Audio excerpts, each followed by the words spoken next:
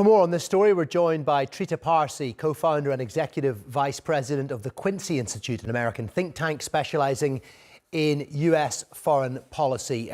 Trita, thank you very much indeed for your time.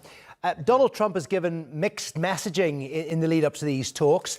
Do we know exactly what the US wants Iran to agree to? We know what publicly has been put forward as demands, but it appears that those are maximalist demands. What the US actually is willing to settle for is unclear. And frankly, I don't think the Iranians will be able to understand that fully through this format of talks in which is taking place indirectly.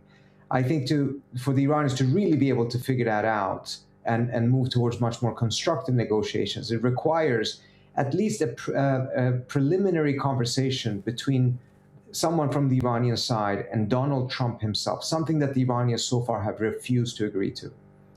And as for Iran, they approach these talks in a much weaker position than they previously have done. There's even talk about existential threat to the regime. What do you think success would look like for Iran?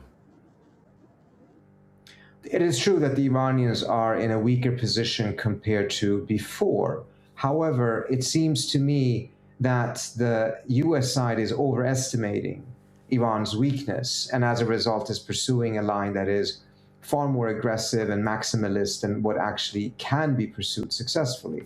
And I think that is also the perception the Iranians have, but their approach towards correcting the American standpoint, I think, is insufficient, particularly if they're continuing to insist on indirect discussions. And so what do you think has been achieved by this first round of talks?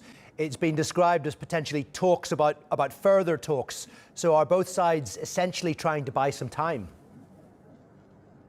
Both sides are in some ways buying more time. The question, though, is how much time can be bought? At some point, this needs to lead to some sort of results. And in order to get to results, there needs to be much more direct and frank conversations in which both sides will adjust their maximalist positions if they're really interested towards getting to a negotiated settlement. But this indirect setting is it's not conducive at all towards that type of a process of getting both sides to adjust their positions. So unless they change the format at some point, I do not believe that there's much that warrants optimism about this process.